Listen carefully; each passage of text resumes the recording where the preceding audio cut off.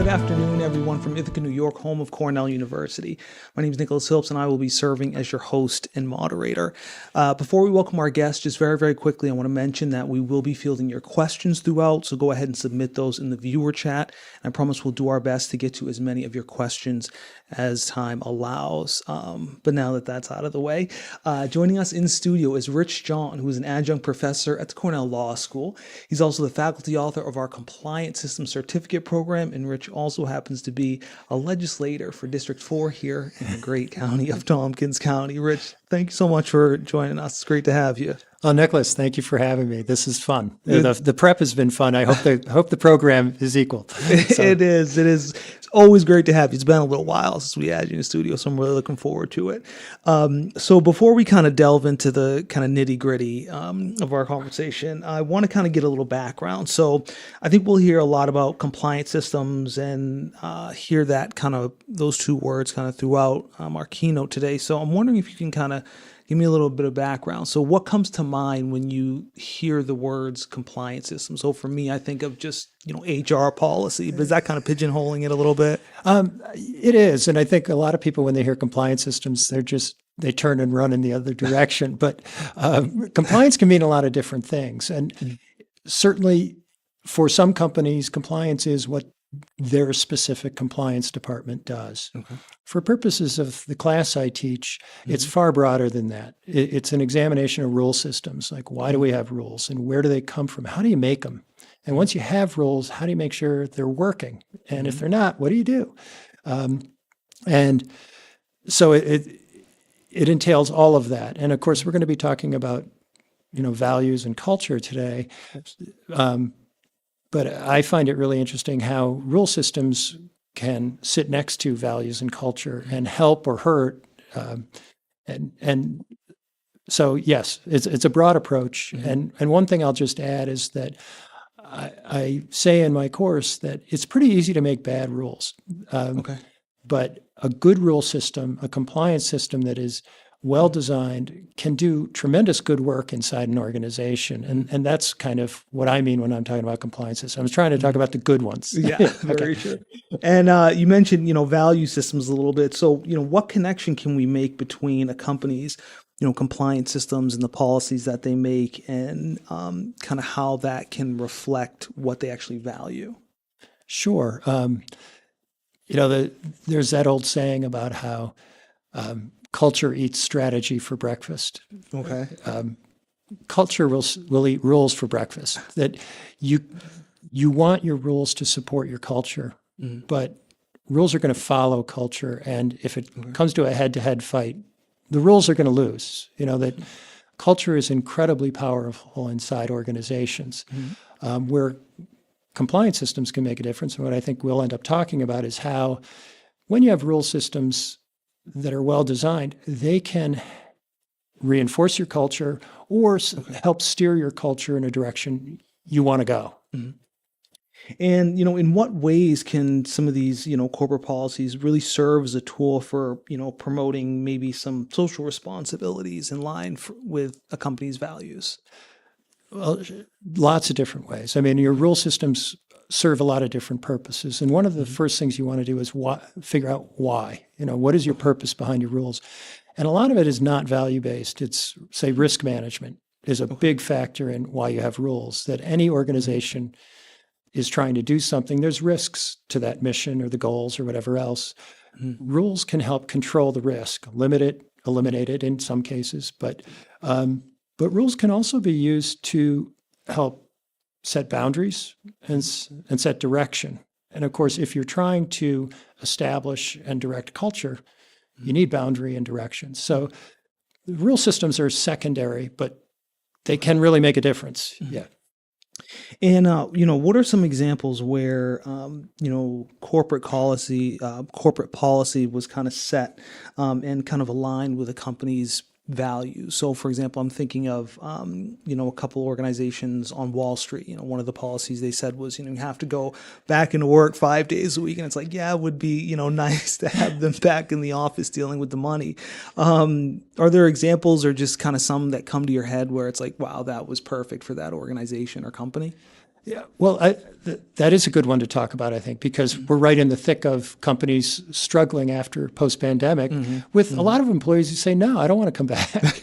And for some businesses, the rules about remote work and in-person work, aren't critical. Maybe the things you're doing, the goods or services you're producing, or the mission of the organization are such that you don't have to be there. But say if a corporate value is team, and trust, that you need to know who you're working with and that you can rely on them. And there's lots of, businesses where that's pretty critical.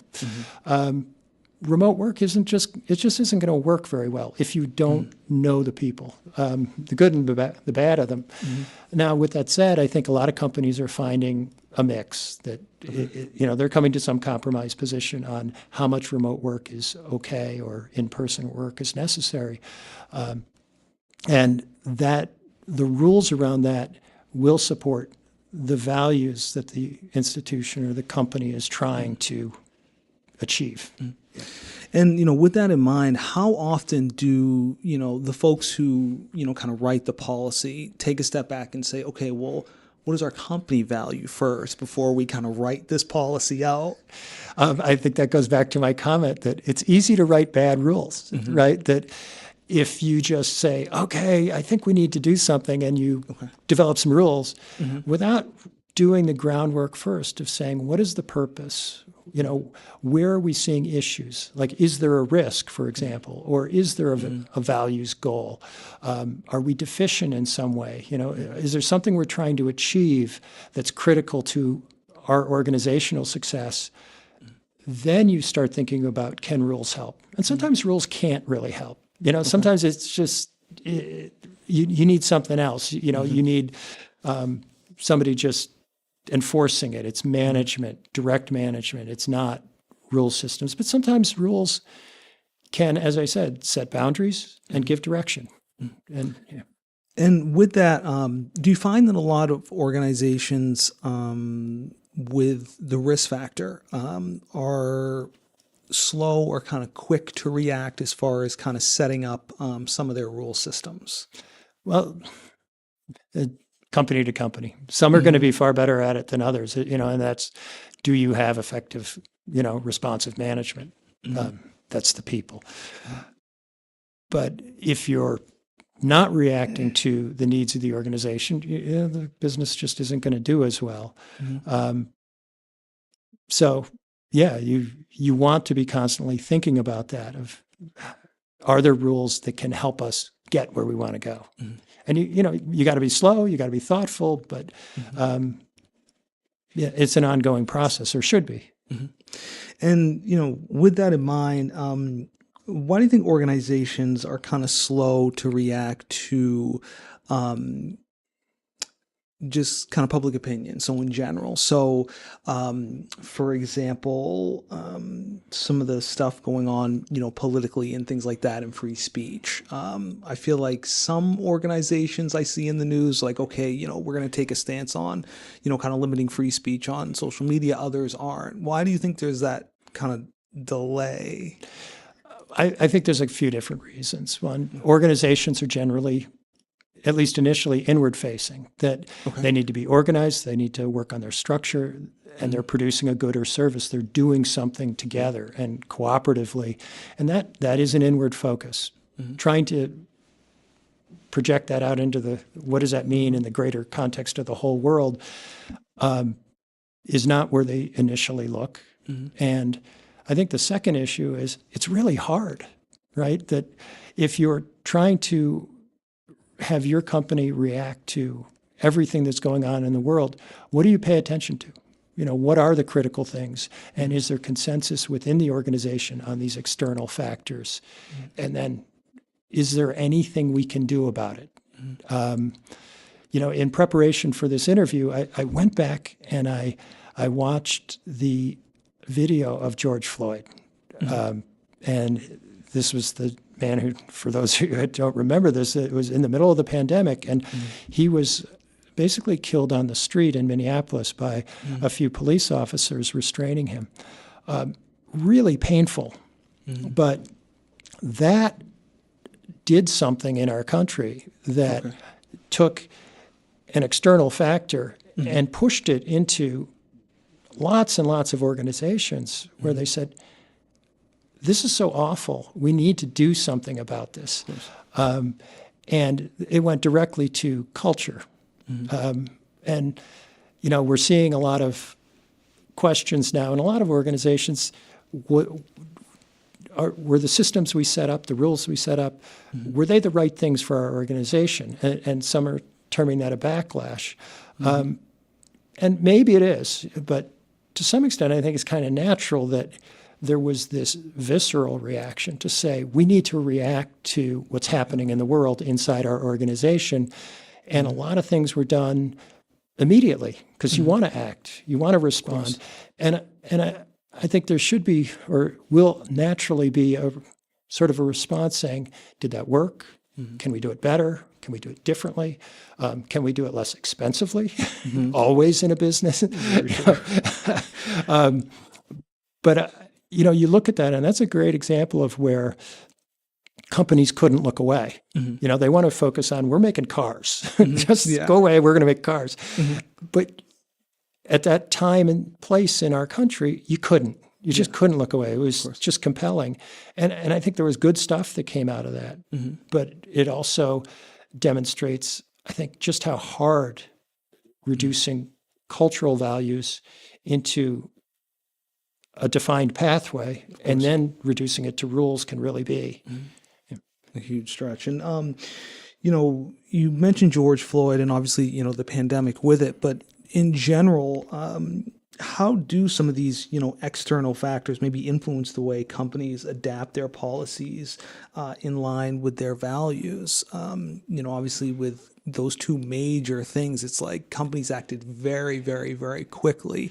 Is that often the case? No.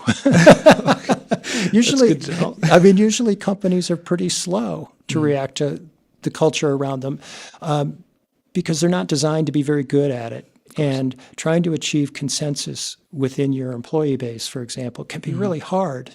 And how much time and effort are you going to take away from your core functions to do something like that is an open question. Just it's really difficult. One of the companies I was just reading about in preparation for this interview is Disney. And they actually have integrated a lot of these principles of cultural values really well. And they have reached out, and you talk about trying to reach diverse audiences. When you think about it, it's really good business, you know, entertain everybody. But the time and effort they've put into it, I think, puts them in a different category than a lot of other businesses who say, yeah, this is important, but here's what we're supposed to be doing. And they don't correlate. I think Disney has the advantage that it helps them financially to really go after it. Yeah. And I just have a very, very quick question from Liz. So Liz submitted a question kind of along the lines of what we were talking about before with, you know, remote work and the folks in the financial industry. She had said, is there any advice you might have for us remote leaders that will allow us to confirm productivity, but still show them we trust them? So there's a lot there. Yeah. I mean, there's an essential contradiction. You know, if you're saying we trust you, it means we're not watching you. You can argue it that way. But of course, a business can't function that way. You have to know what your people are doing, and you have to have some accountability. Striking the appropriate balance, I wish I had a great answer for that. But you have to reach it, you know, and certainly one of the things we talk about in the compliance systems course is how do you police? And policing being all the work you do to figure out, are the rules working? Are we properly, you know, are people following the rules? And you can do it in a very open way. You can say, you know, we're gonna light up your camera on your computer, and we want to see you sitting in front of your computer, right? That's a non-trust based system, but it's pretty you're there. Yeah. You're there. But there's also all sorts of elements of policing that are not apparent. If you're doing, say, contacts at random times with your employees. Okay. And, you say, well, that's a little manipulative, but you should be able to check in on a regular basis with your employees, and they should be there. I heard recently that with remote work, there is a problem with people taking more than one job. That Okay. You say, how would anybody ever do that? Well, remote work allows, far more independent action, and for some people that entails the temptation to do something really bad. Very true, very true. So you do need to watch, but how you watch matters. And, yeah. Yeah, it's definitely not an easy question. And is there, I guess, a right way or a wrong way? So is it, checking up on employees every once in a while? Or like you said, opening up their cameras to make sure they're working? Like, is there a right way or a wrong way, or does it kind of depend on the employer? I think it will depend on the employer and the type of work, and as you indicate, there's lots of wrong ways. I mean, if you're telling your employees you're going to watch them on camera all day, that's not going to create a work environment that anybody's going to be really happy with. And if one of your institutional values is trust, that probably isn't the way to get there. You can certainly use productivity measures to figure out while they're sitting home, are they doing anything? Are you seeing work product? And building a system that correlates to say, stuff is coming through the door from them that shows something's happening, that there's a pulse. But I think you have to design your system from that direction of doing it in a way that allows you to find out what they're doing without being real ham-handed about it. That's good to know. Thank you. And Peter checked in with a question. Peter just wanted to know, similarly about our conversation about corporate culture. Peter wanted to know, when companies stress culture, I found that the only culture that thrives is a culture of leadership. What other company cultures have you seen that thrive? Can you talk about a culture of leadership? It's very broad. Yeah, and I should be able to jump in and use lots of buzzwords to talk about leadership, but I think that's a pretty vague concept. What is leadership? Basic management, being responsive to your employees, demonstrating that you're going to put in the hours if you're asking them to, leading by example. Those, I think, matter, but I worry that we get into some vague areas with a buzzword like that. But to give another example, say, if you feel the company needs a value of respect, for example, well, that's great. What does that mean? Well, how do you reduce that to rules? And frankly, if you have a boss who's a screamer and is just a tyrant, you can talk all day about, that's one of those instances where your rules aren't going to do anything about that culture. But if you have an environment where you really can tweak the system, say we're going to create ground rules for meetings, so that this is an opportunity to run a meeting well, but it also is a ground rules for treating each other with respect, that you show up on time, you show up prepared, that it's clear what the agenda is, that there's somebody running the meeting. It's not a free-for-all, that people are given a chance to speak, that you don't, interrupt, but you guide, and you don't let somebody take over the meeting. And, that you do it in a civil way, that if there's yelling or, fighting in the meeting, that has to be responded to. And you set out those general rules. Here's how we're going to run a meeting. If you follow those rules and you enforce them, and, it is your compliance system around those rules, you're going to have a respectful meeting. And, it is really that granular, inch by inch way to build culture through rules. And it can't do it by itself. As I said, if the boss doesn't buy it, Yeah, it seems like it has to be kind of from the top down, and everybody kind of Yeah. comes in with that. Just very, very quickly, I wanted to kind of touch on, obviously, just with culture now, everything is super, super heightened, especially with, the election going on and just kind of, political topics as it is now. How should corporations and companies think about, the idea of, free speech in the First Amendment when, setting up their policies? So, we had mentioned, before our interview, there was a law firm, I think, in New York City that said they weren't going to hire anybody that protested or demonstrated or something like that. How should companies think about, okay, we want to, support everybody's free speech, but at the same time, we want to have policies around that? Yeah. It's very, very big talk. Yeah. Well, free speech rules, they're rules, right, about when can you say things. And the Constitution allows reasonable time, place, and manner restrictions on free speech, Okay. which makes sense. The old adage about yelling fire in a crowded theater.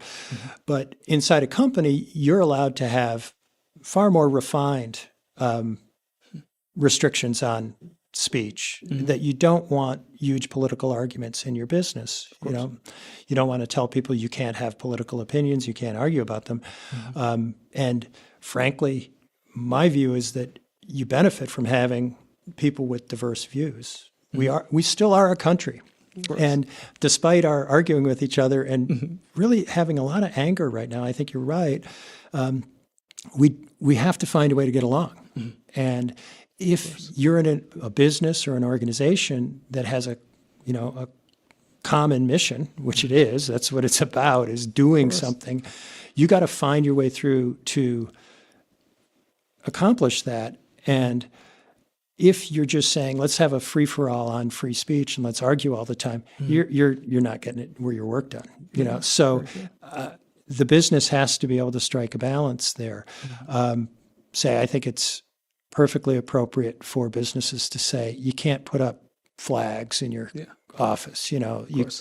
If you can't be chanting. Yeah, of course. It's a workplace. Yeah, but how far along do you go? I think that law firm that said if you protested about Palestine, we don't want you here. I think that's just wrong, because it's how did you protest, right? That did you, were you civil? Were you respectful of others? Were you screaming? Were you, of course, just going on and on and on? Did you take over buildings? Whatever. That's in a different category than I disagree with you. Yeah. We have to be able to disagree, and companies have to find the balance to say, you can disagree, but when you're here, here's what we're doing together, and making rules around that. I know I'm being a little bit vague because I'm not designing those rules, but that's the work before you if you're trying to figure that one out. And none of it's easy. Yes, very much so. And this is my last policies question, I promise. No, have at it. Have at it. How do companies maybe update their policies or, make small tweaks to their policies? So I'm thinking about drug testing, for example. So a lot of states obviously have made marijuana legal. So how do companies based in those states maybe update their policies or change their policies to reflect the kind of ever-changing laws on the books? Because it seems like laws change constantly. Yeah, you're absolutely right. And well, a couple observations. One, I worked for a long time in a law firm, and then I went in-house. So I was the general counsel at a large commercial testing laboratory. And that was one of the things that struck me was inside the business, how often things are deconstructed and put back together again. That this seems to be a constant process of reevaluating and saying, okay, we did it this way last year, but now, let's try something different, and always trying to tweak and process to build it better. And that's going to carry over into all your rule systems too. More specifically, we had exactly that issue because we had a laboratory in Colorado when they legalized marijuana. And the question arose, does this change our policy there? And we had to evaluate that. Are we going to change our rules in response to the change in the law there? And in looking at it, we decided one company across the country and across the world, we need, a uniform system. And we also need to be able to move people lab to lab. And as a laboratory, a commercial laboratory, you're selling reputation. Of course. The idea that anybody could be using marijuana and working in a lab was a non-starter. So it ended up being a fairly simple response for us, saying same rules, keep them. But we did go through those steps in that analysis and the process to say, does this external factor make a difference? Is it going to change things for us? And with that in mind, how often should companies, or do companies rather, just make small tweaks to their policies? Should they do it not necessarily, once a year, but should they, kind of roll it out, take a step back, see if this is working, and then make tweaks? Or how often should they make tweaks or changes to policy? Well, they should. Okay.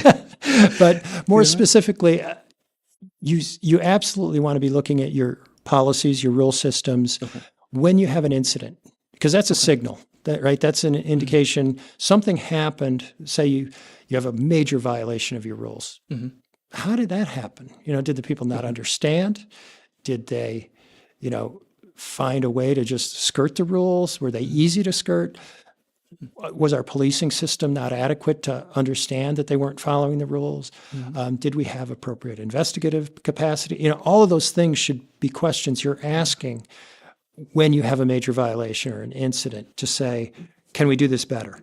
And again, this is what a nimble company, an effective company really should be doing. With that said, if you don't have a major incident, you still should probably be looking at your rule systems on some periodic basis. Every company has some policies that have been sitting on a shelf and have just gone completely out of date and aren't being followed, and they just haven't looked at them. They haven't, paid attention because probably they haven't had a major incident. But the actual practices have migrated away from the rules or the policy, and nobody's taken it up. If you're not paying attention to that and doing a periodic assessment, you really run the risk of, saying, well, what? You get this huge divergence between what your rules say and what the practice is. And that, of course, has consequences within that specific rule systems, but it says a lot about the company itself.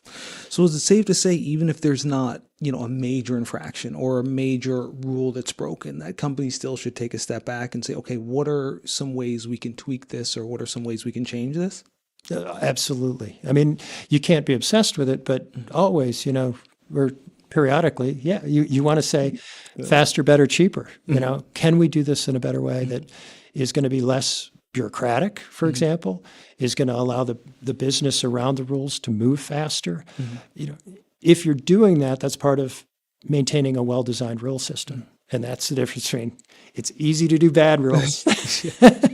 See, I keep coming back to it. Very true. We'll definitely remember that one. And I just got a really great question in from John, but I wanted to ask this first. So how can companies balance, their motives to obviously make a profit with some of the ethical considerations when they're drafting and updating some of their corporate policies? Well, they have to balance them. And, I guess I could use another example of, I was talking about Disney earlier, where they've done a pretty good job in instituting, diversity, equity, inclusion into their basic functions because it serves them really well.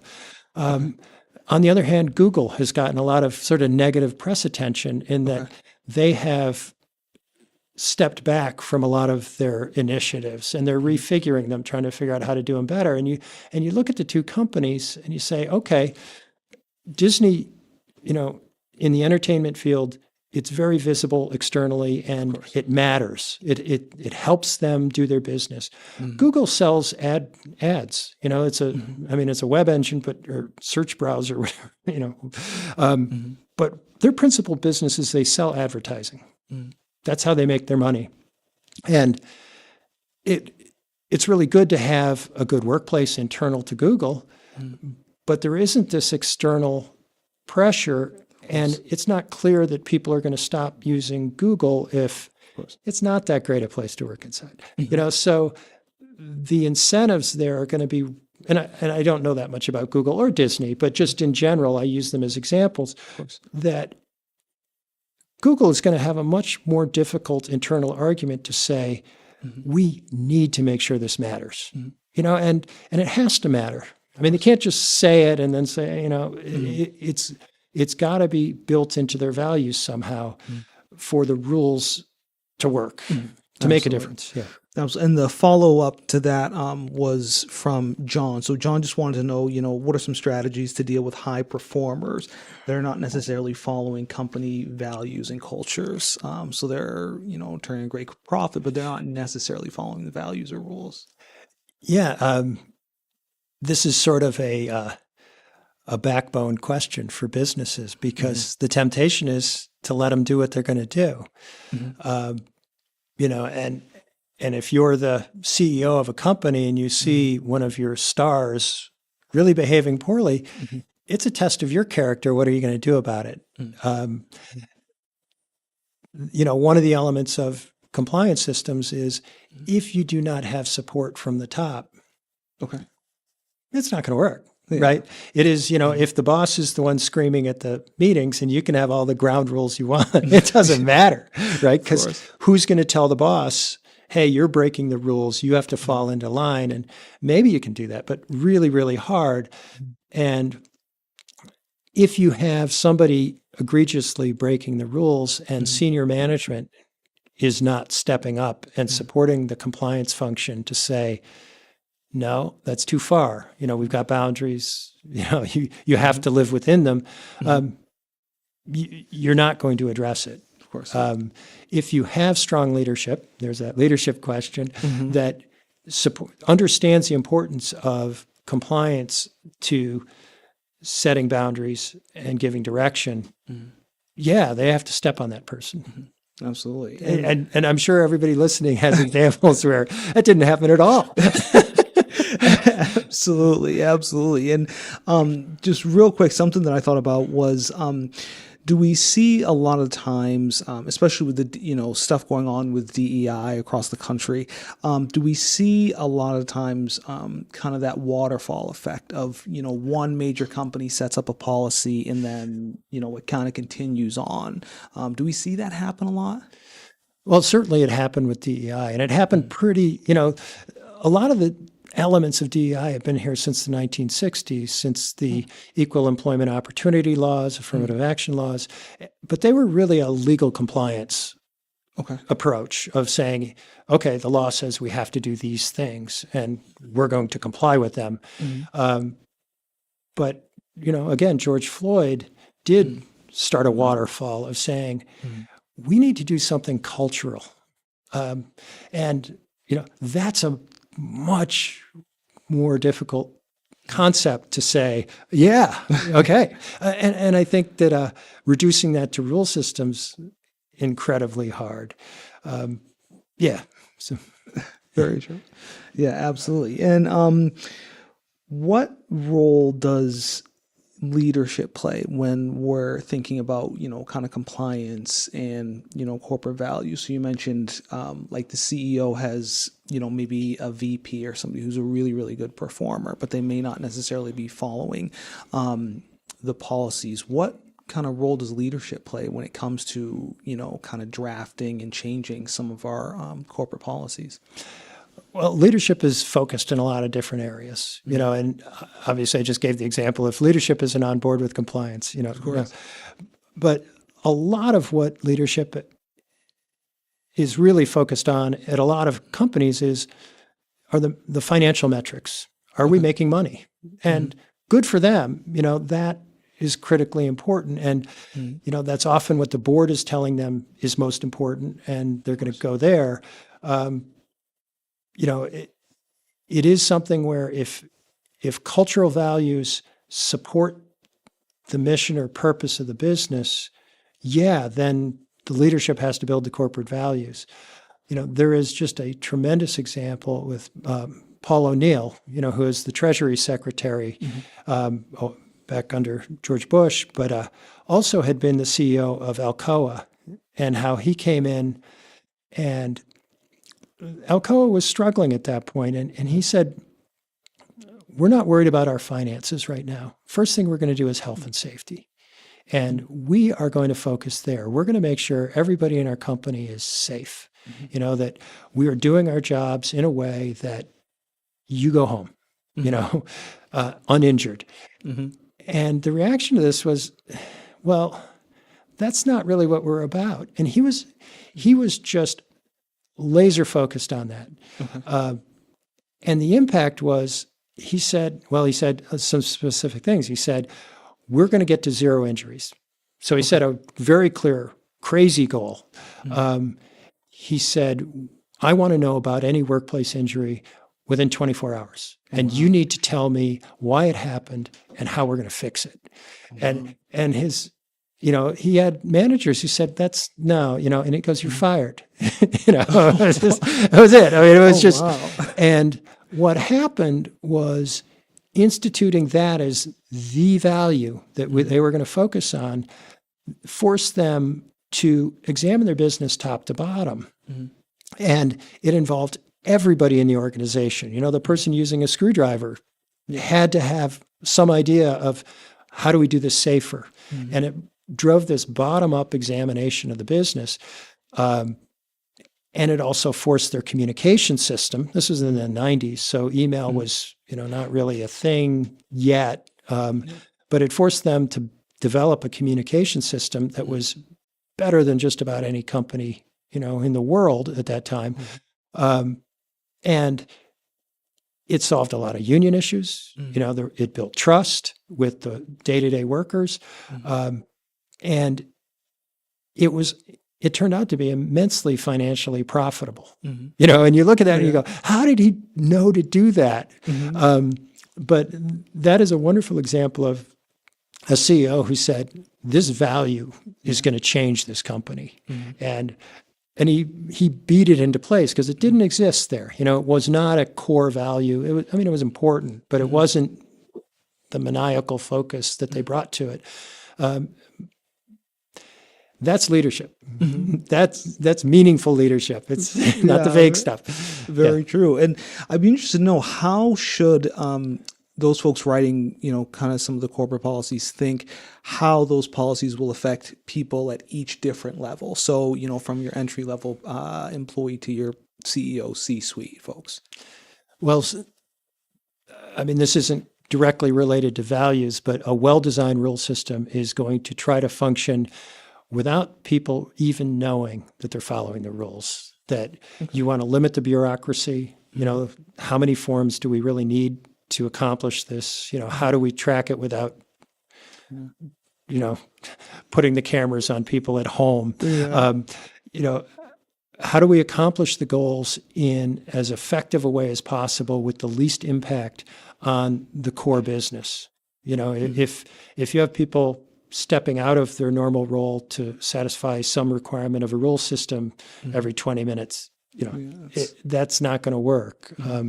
You want efficiency, and there's generally ways to design a rule system to be less intrusive, less bureaucratic, and it takes a lot more work at the front end, and maybe some investment if it's going to take some some coding or software off the shelf, that you're going to buy a system that will allow you to follow, institute the rules and let the business work at the same time. Very sure. And Emily checks in with a very interesting question. So Emily just wanted to know any advice for how to shift a company's culture if coming in and seeing fundamental behaviors that need to be corrected but are seated in the existing culture. So kind of how do we update company culture? Yeah. I mean, that's, again, rule systems can only do so much. That, there's a lot of what's going to happen with driving culture change. Like Paul O'Neill at Alcoa is a very strong person at the top saying, these are our new rules. So he, you could have set up those rules without Paul O'Neill. Nothing would have happened. You need individuals. People matter. But you want to, follow the, I don't have the graphic here with me, but the compliance circle that you design your system, and I'll go through just briefly, that the first thing you need to know is the purpose or the reason behind your rules. And you want to be as clear as possible on that. And frankly, I think with a lot of companies, when they said, we're going to do DEI and jumped in, they didn't have a common understanding of what that was. Or, the people who are instituting the rules may have been way more ambitious than others in the company. You want to know, here's what we're trying to do. And it's got to be achievable. But from there, you then say, can we write rules that track that purpose? And sometimes it's, it isn't going to work very well. Not that you don't try. If it's worth doing, it's worth doing badly, maybe. But once you get there, then you have to figure out your training program. How do we explain these rules to the people that need to follow them? And there's a lot of sales in that piece of the compliance circle, in that if you're not explaining it right, or you're not selling it, you're not explaining, tying it back to that purpose, how we're going to make a better company because we're going to follow these rules, you're not going to get uptake. And that, you can't underestimate the importance of that training function when you're ready to go out. Once you have your rules up and running, then you need to police them. And this is the biggest piece of the compliance circle, because it's all the time that you have your rules in place. You need some ways of tracking that aren't too intrusive, too sort of nasty, to say, are people following these rules? And then if you hear, somebody's not following them, you need investigative capacity. And that usually is the compliance officer. It can be, I'm using a broad term, that could be HR, it could be IT, somebody who's responsible for that rule system to come in and say, okay, what happened? And do it quickly and thoroughly and get to a reasonable answer on, was there a violation? And then finally, you got to do enforcement. You got to say, yeah, there was a rule violation. We need to meaningfully respond to it. We can't say this was a star performer, so we're not going to do anything. where a lot of companies fall down. They get all the way there, and then they go, nah, too hard. You need to have enforcement that not only has some fairness about it, but appears fair to the organization, that people are being treated in a reasonable way. And then finally, there's the assessment function, that you do this periodic review. Maybe it's at the time you get the major incident and you say, what happened? You need somebody thinking creatively about the rules to say, yeah, they that didn't work. We need to, maybe we need to retrain, or we need to rewrite, or boy, we did a crappy investigation. But the whole circle has to be looked at it to say, where do we tweak, or not? It worked great. Boy, are we smart. It seems like the process isn't finished after like a discipline hands out. Is that safe to say that, even after discipline hands out there, you need that time to take a step back and reflect and see, okay, how can we make changes to maybe some of our systems? Sure. And I used the word signal earlier, that individual events are signals. They're giving you information. And as an organization, you can use that information or you can ignore it. But I'm saying if you want an effective compliance system, you want to use that as a point to think about, saying, was that an isolated incident? Was that just a jerk? Or is that somebody who's meant well, was in a situation where they didn't know what to do, and they just made a mistake, or, you know, you can just kind of go, we're busy. But if these rules really matter, then you want to be doing that kind of thinking. And it doesn't have to be too elaborate, but some. Very true, very true. And just real quickly on the DEI topic, do we see this happen a lot where a lot of companies are quick to set up a policy and then a few years later kind of scrap it? Or is it more along the lines of like they set up a policy and then tweak it a little bit? Yeah,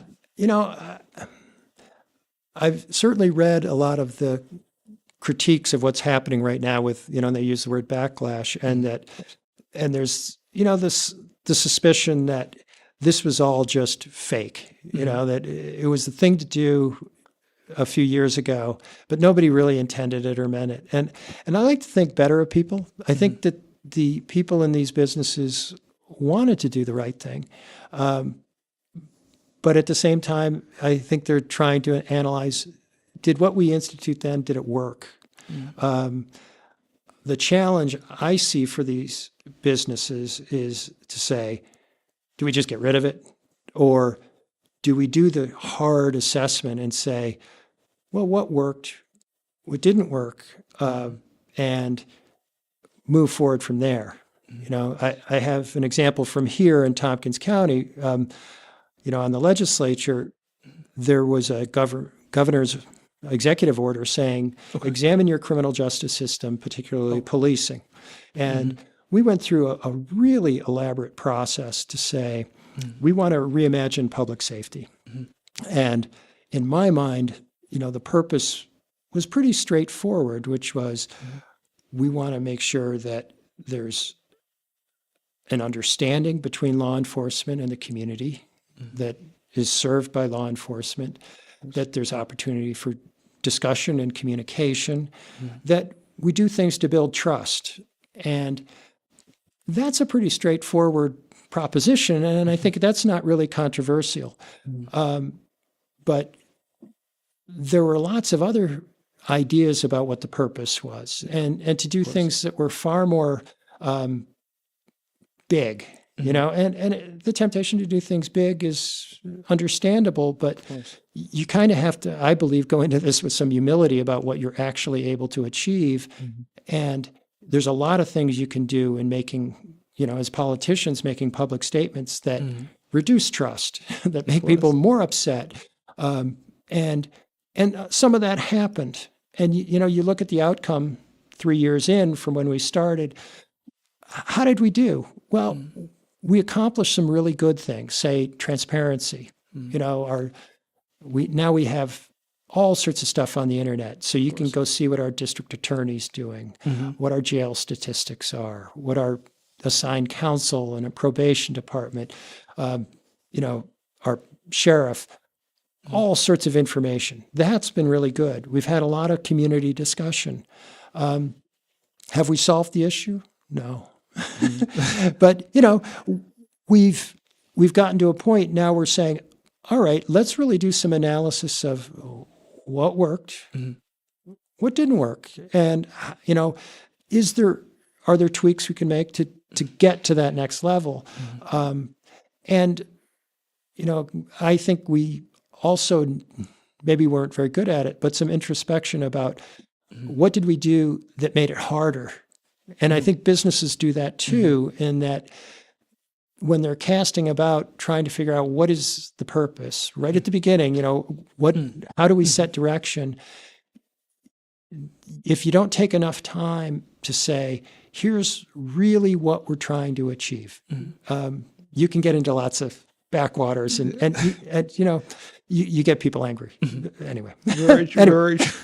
Very true. So I want to kind of shift gears a little bit. So we've been talking, very, very broadly about policy and kind of how it collaborates with values. I'd be interested to know, what should policymakers kind of keep in mind when drafting their rules with the idea that, these are our company values. How do we make these rules reflect that? Yeah. And again, going back to something I said early on, if your rules are really related to risk management, it's much easier, because you see a specific problem. This is the danger. These rules will help us try to control or limit that danger. When you're talking about culture, I use the word humility. You have to enter into this with the understanding that this is not easy. This is going to be, it's going to take a lot of work. And I think you have to be open to comment. The idea that you can do a cram down, that you see an area of the company where there's a problem and you're going to institute new culture and drive it in. You're just going to have a fight. You are just going to have a very hard time. You can write some great rules. If you don't get that consensus and do it early, it's questionable whether you'll ever get there. And again, that's generally done in the purpose or goal stage. Certainly rule writing, but then the training. That is the explanation to the business, saying, here's our new boundaries, here's our new directions in these rules. And it ties back to this cultural purpose. Do you want to go big? Paul O'Neill did. But that was a risk management rule. Yeah. Although it really did touch on safety culture, and it worked in that case. It often is not that effective. Yeah.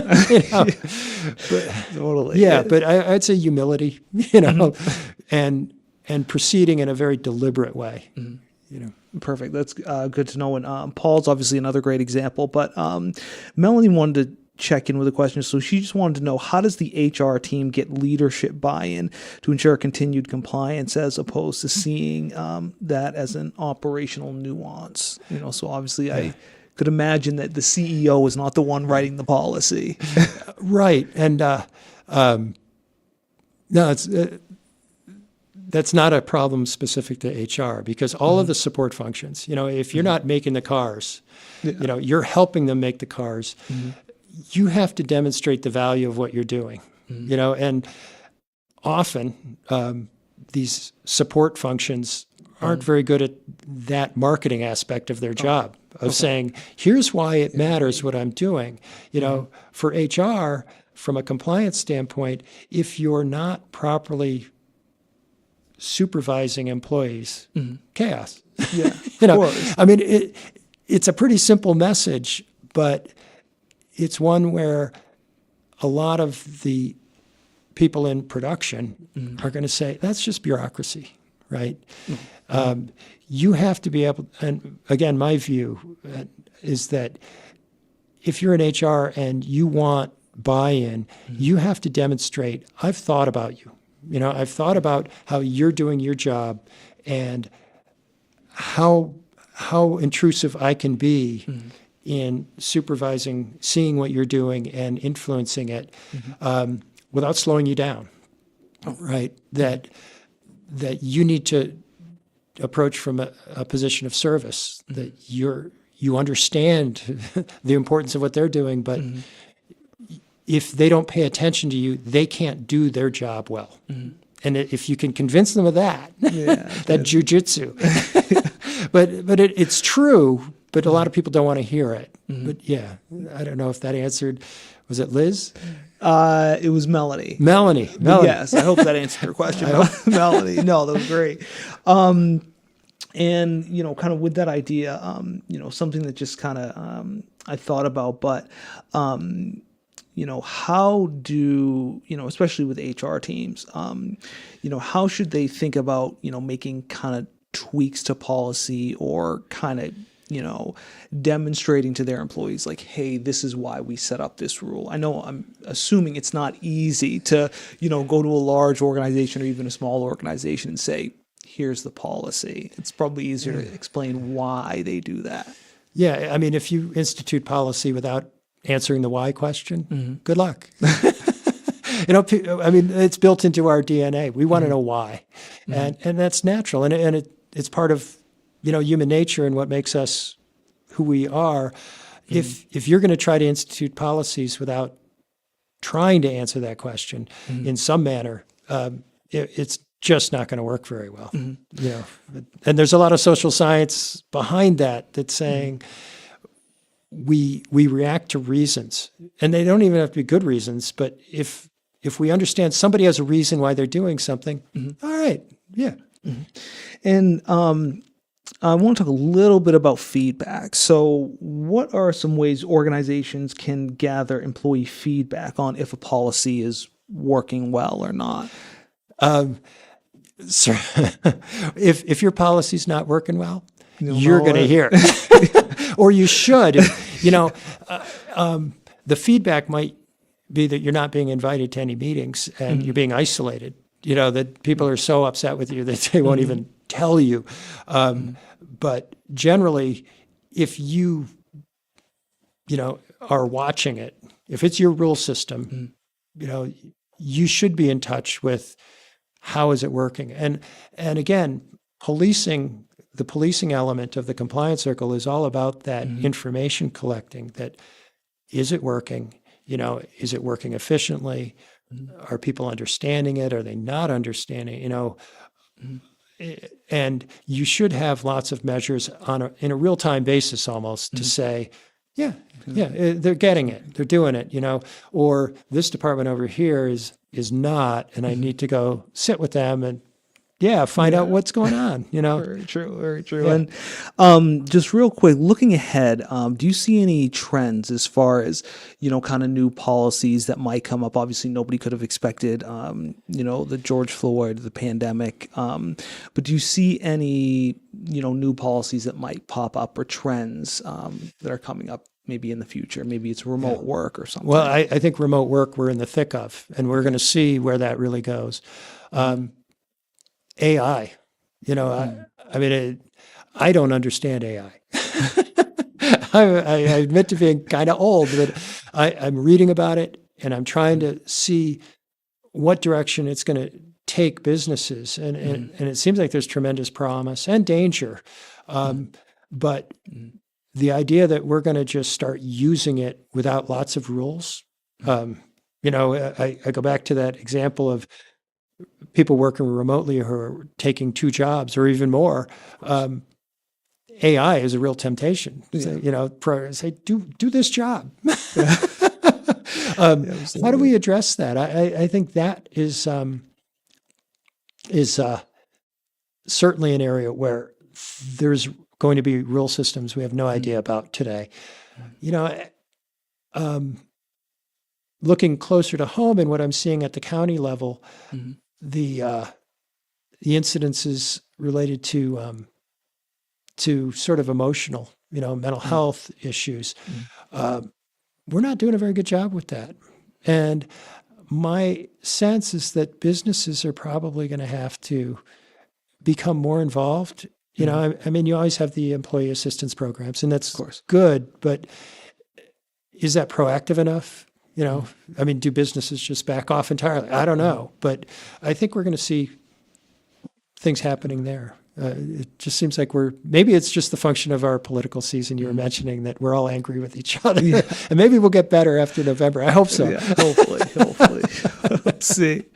We shall see. Well, Rich, thank you so much for coming in. Audience, thank you so much for staying with us.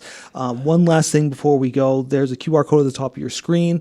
We just want to know kind of how we did. You know, we do read your responses, so just kind of let us know how we did, things we can change. But again, thank you so much for joining us, and we'll see you at the next keynote. Have a great afternoon. Thank you.